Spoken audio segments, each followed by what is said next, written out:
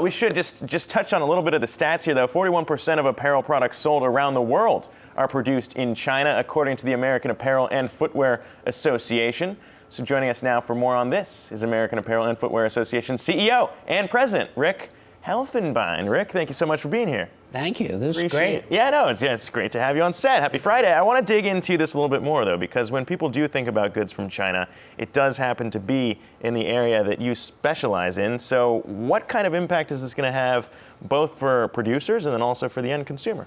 Well, our industry is particularly exposed for a whole host of reasons. As you mentioned, 41% of all apparel coming to the United States comes from China. 72% of footwear, 84% of accessories. We cover all three. Jeez. So we are highly exposed to China. And you could say, okay, why don't you go somewhere else?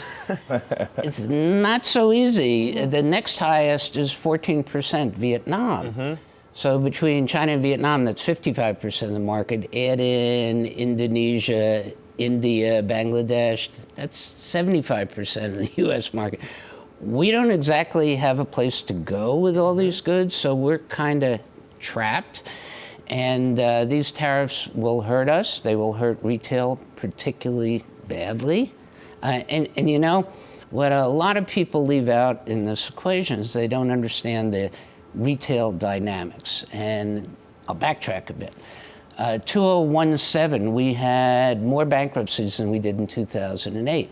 2018, we lost over 100 million square foot of retail. Mm-hmm.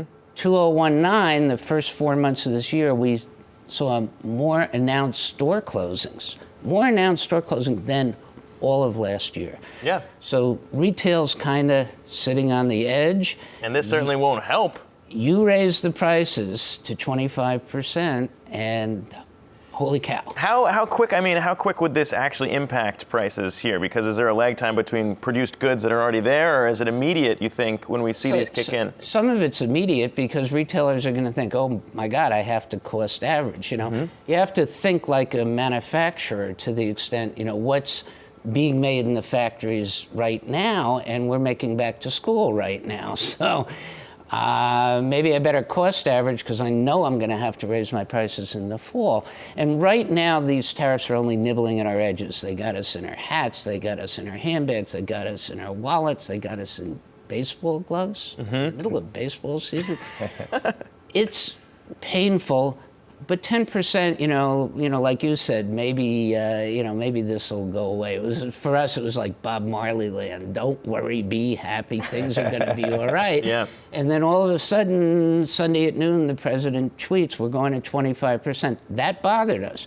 But what bothered us more was when he said, I'm going after the last $325 billion, which includes all apparel, all footwear.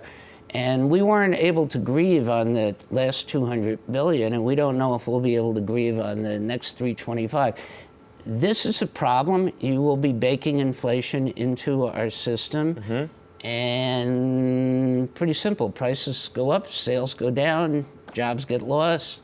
Which is partially probably why we're seeing some of the market reaction to this right now, because it's not just apparel that's impacted by it. I mean, it's even broader than that when we look at kind of the companies that are worried about what this could mean for them.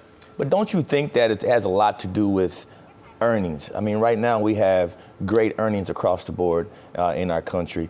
I don't know that the president would have came out with a stance this hard if we didn't have a 3.2 GDP number on the last report. I think, he knows the wind's behind his back.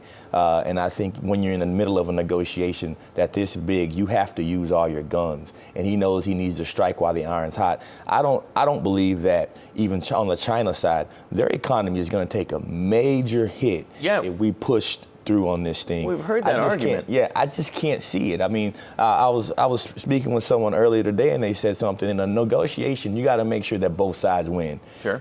And right now, China just completely pulled off of the table, and they haven't even been willing to negotiate at all in regards to our intellectual property. So at some point, we got to do something. I want to ask you about that, Rick, real quick, just to wrap up here. I mean, it is true that there is going to be some concessions here, and there's going to be temporary short-term pain. The problem would be, if what you're saying is true, is that these retailers who are already on the brink can't sustain that short-term pain, then it won't matter much if there's some long-term benefits down the road. Well, in answer to your question, if you're going to do it now while the economy is good and hope for a quick deal. Our problem is if this lingers. If this lingers, this is highly problematic. Yeah, for retailers and customers as well. All right, Rick Helfenbein, thank you so much for being here. Really appreciate it.